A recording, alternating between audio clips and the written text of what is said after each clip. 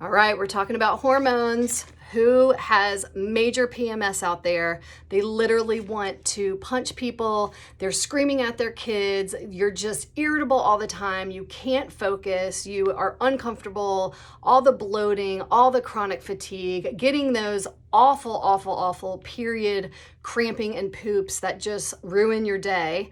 That happens. It happens to patients. It happens to many women. So I totally understand you if you feel like you have this debilitating, cycle that happens. So I am so visual. I love sharing charts with my patients. I wanted to share this one with you. This is your menstrual cycle.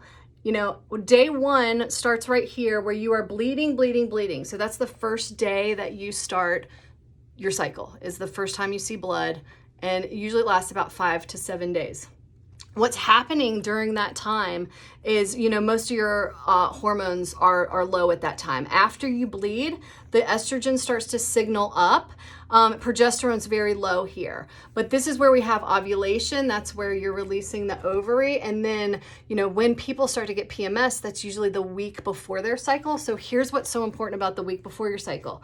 This is when progesterone starts to come up. This is where progesterone starts spiking. And we have, this little balance of estradiol, a form of estrogen, and progesterone. So this is where we usually see PMS start to happen the week before, and there is progesterone declining. It takes a big dip. So some of my women, they don't get enough progesterone. That's why they feel like crap the second half of their cycle.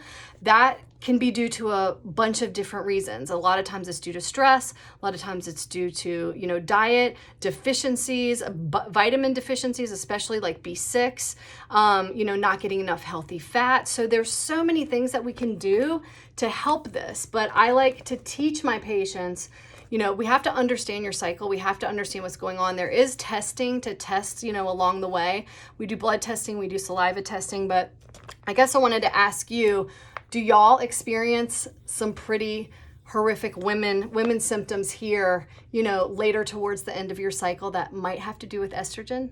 And progesterone, is the progesterone dip? Let me know, comment below.